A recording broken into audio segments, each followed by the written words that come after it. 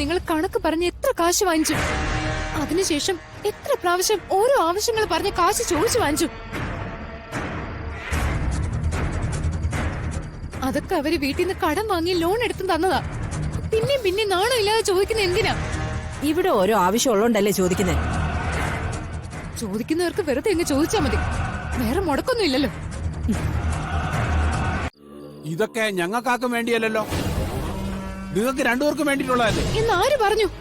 എന്റെ വീട്ടിൽ നിന്ന് തരുന്ന പണവും എന്റെ സ്വർണം എടുത്ത് വാങ്ങിക്കുന്നത് എന്റെ പേര് രജിസ്റ്റർ ചെയ്യാനാണോ? അല്ലെങ്കിൽ പ്രദീപേട്ടന്റെ പേര് രജിസ്റ്റർ ചെയ്യാനാണോ? അല്ലല്ലോ, നിങ്ങളുടെ പേര് തന്നെയല്ലേ. ഇതൊക്കെ ഞങ്ങളുടെ കാലശേഷം നിങ്ങൾക്കുള്ള തന്നെയല്ലേ. അത്ര ഔദാര്യമൊന്നും എനിക്ക് വേണ്ട. എന്റെ അച്ഛനും അമ്മയും ലോൺ എടുത്തും കടം വാങ്ങിയും നിങ്ങൾക്ക് വസ്തുവകകൾ വാങ്ങിച്ചു തരേണ്ട ആവശ്യം എന്താ? അതിലെന്തെങ്കിലും ന്യായമുണ്ടോ? എടി, നിന്നെ ഇനി ഇതിൽ കൂടുതൽ പറഞ്ഞു മനസ്സിലാക്കാനൊന്നും വയ്യ. നീ നാളെ വീട്ടിൽ വിളിച്ച് കാശ് ചോദിച്ചില്ലെങ്കിൽ നിന്നെ ഞങ്ങൾ തിരിച്ച് വീട്ടിൽ കൊണ്ടാക്കും. അതിലെനിക്ക് സന്തോഷമേ ഉള്ളൂ. എനിക്കിവിടെ മടുത്തു. ഞാൻ എന്റെ വീട്ടിൽ പൊക്കോളാം. പക്ഷെ ഞാൻ പോകുമ്പോ ഇതുവരെ എന്റെ കയ്യിൽ നിന്നും എന്റെ വീട്ടുകാരുടെ കയ്യിൽ നിന്നും വാങ്ങിയ പണവും നിങ്ങളെടുത്ത് എന്റെ സ്വർണവും എല്ലാം എനിക്ക് തിരിച്ചു വേണം. അല്ലാതെ ഞാൻ പോകുന്ന കരുതണ്ട.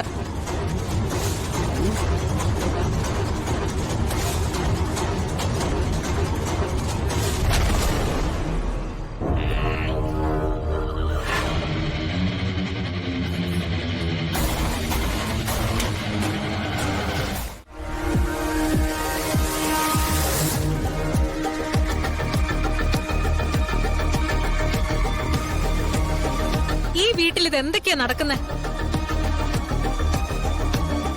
ഇതെന്താ വീടാണോ അതോ മറ്റേതെങ്കിലും സ്ഥലമാണോ? നീ വെറുതെ ദേഷ്യപ്പെടാതെ കാര്യം എന്താന്ന് പറ പൂർണിമേ. ഭാര്യയും ഭർത്താവും റൂമിലിരുന്ന് സംസാരിക്കുന്നത് ഒളിഞ്ഞു നിന്ന് കേൾക്കുന്നത് എത്ര വലിയ തെറ്റാ. അതുപോലൊരു വൃത്തികേടാ ഇവിടെ സംഭവിച്ചിരിക്കുന്നത്.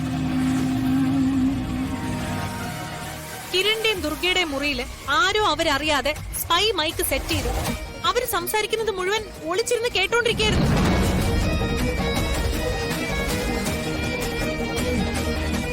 ഇതാരാ ചെയ്തെന്ന് എനിക്കിപ്പ അറിയണം. അയ്യോ ദൈവമേ, ഞങ്ങളുടെ റൂമില് സ്പൈ മൈക്കോ? അയ്യോ, ആരായിരിക്കും ഇത് വെച്ചത്? ഷോ, നിൽക്ക് ദുർഗെ, വെറുതെ ഓവർ റിയാക്ട് ചെയ്യണ്ട. നിന്റെയൊക്കെ മുറിയിൽ നിന്ന് ഒളിച്ചു കേൾക്കാൻ ആർക്കായി ഈ വീട്ടിൽ ഇത്ര അത്യാവശ്യം ഒന്നും അറിയണമല്ലോ. നീയൊക്കെ ആരാന്നാ വിചാരം? VVIPകളോ അതോ ഇന്റർനാഷണൽ ടെററിസ്റ്റുകളോ? എന്താ ഇത്രയ്ക്ക് രഹസ്യം അറിയാൻ? ഇതേ കിരണിന്റെ ദുർഗയുടെ പണി തന്നെയായിരിക്കും. വെറുതെ ഓരോ പ്രശ്നങ്ങൾ ഉണ്ടാക്കാൻ ഇവര് തന്നെ പ്ലാൻ ചെയ്യുന്ന ഇതൊക്കെ.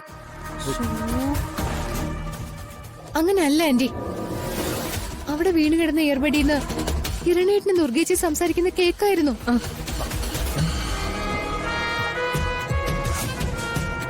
എനിക്കത് താഴെ കിടന്ന് കിട്ടിയതാ. ഞാൻ അതെടുത്ത് പൂർണിമേച്ചിക്ക് കൊടുത്തത്. ആരാ ഇത് ചെയ്തത്? അഷിതേ, ഇത് നിന്റെ പണിയാണോ? ഞാനൊന്നുമല്ല. എന്റെ മോളൊന്നും അല്ല. ഞാനോ? ഇത് കൊള്ളാലോ. ഞാനെന്തിനാ ഇതൊക്കെ ചെയ്യുന്നേ? കാര്യം ഞാൻ 1-2 തെറ്റുകളൊക്കെ ചെയ്തിട്ടുണ്ട്. അതിന് ഞാൻ സോറി പറഞ്ഞു. എന്റെ തെറ്റ് ഞാൻ അംഗീകരിച്ചതല്ലേ. എന്ന് കരുതി വീട്ടിലെ എല്ലാ പ്രശ്നങ്ങളും എന്റെ തലയിൽ കെട്ടിവെക്കാൻ നോക്കല്ലേ. അത് നടക്കൂല. എന്തായാലും ഇത്രയും വൃത്തിയായിട്ട കാര്യമൊന്നും ഞാൻ ചെയ്യില്ല. അതെ. പിന്നെ ദേ, ഇവളുടെ കാര്യം ഞാൻ എന്ത് കേൾക്കാനാ? ജനിച്ചപ്പോ തൊട്ട് കാണുന്നല്ലേ ഇവളെ. ഇത് കണ്ടുപിടിക്കാൻ എനിക്ക് അത്ര വലിയ ബുദ്ധിമുട്ടൊന്നുമില്ല. ഇനി ഇത് ആവർത്തിച്ചാൽ എന്താ ചെയ്യേണ്ടതെന്ന് എനിക്കറിയാം. ഓ ഓ എന്തായാലും സംഭവിച്ചത് വലിയ തെറ്റ് തന്നെയാ. ഈ വീട്ടിൽ വെച്ച് ഇങ്ങനെ സംഭവിച്ചതിന് കിരണും ദുർഗയും ഞങ്ങളോട് ക്ഷമിക്കണം. ഇതാര് ചെയ്തതാണേലും അവർക്ക് വേണ്ടി ഞാൻ മാപ്പ് പറയുന്നു. അയ്യോ ചേച്ചി, വേണ്ട. ചേച്ചി ഇതിനൊന്നും ഇങ്ങനെ പറയണ്ട.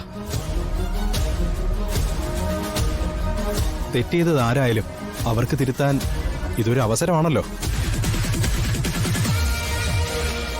അവർ തിരുത്തട്ടെ.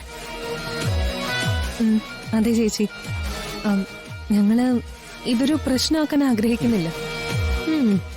ആ എന്തായാലും നിങ്ങളുടെ റൂമിലിരിക്കുന്ന സ്പൈ മൈക്ക് നിങ്ങൾ തന്നെ കണ്ടുപിടിച്ചെടുത്ത് കളഞ്ഞേക്ക്.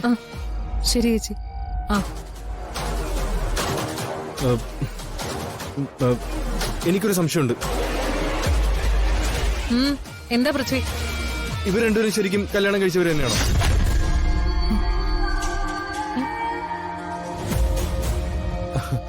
പൃഥ്വി എന്താ പറയുന്നത്? എന്തേ, ഞാൻ ചോദിച്ചു കേട്ടില്ലേ? എന്താ രണ്ടുപേരും മിണ്ടാതിരിക്കുന്നത്? നിങ്ങൾ ശരിക്കും കല്യാണം കഴിച്ചവർ തന്നെയാണോന്ന്? എന്തിനാ പൃഥ്വി നീ ഇങ്ങനെയൊക്കെ പെട്ടെന്ന് ചോദിക്കുന്നത്? അത് ഞാൻ കേട്ടതെന്ന് പറഞ്ഞ മൈക്ക് ഞാനാ വെച്ചതെന്ന് കൺഫേം ആവും. വിട്ടല്ലോ, ഇനി എന്ത് പറയും? പൃഥ്വി അത് എനിക്കെന്തോ അങ്ങനെ തോന്നി, അതാ ഞാൻ ചോദിച്ചത്. അങ്ങനെ തോന്നുന്നത് വെറുതെ അങ്ങ് ചോദിക്കാൻ പറ്റൂ? എന്റെ കാര്യം കൊണ്ടാ പൃഥ്വിക്ക് അങ്ങനെ തോന്നിയതെന്ന് ഇപ്പൊ പറയണം. ഒന്ന് പോകണം. വെറുതെ ഓരോന്ന് ആലോചിച്ചു കൂട്ടിയിട്ട് ഭാവനയിൽ നിന്ന് ഇങ്ങനെ ഓരോ പൊട്ടത്തരങ്ങൾ പറയരുത് പൃഥ്വി. അതൊക്കെ ഭയങ്കര മോശമാണ്. അതെ.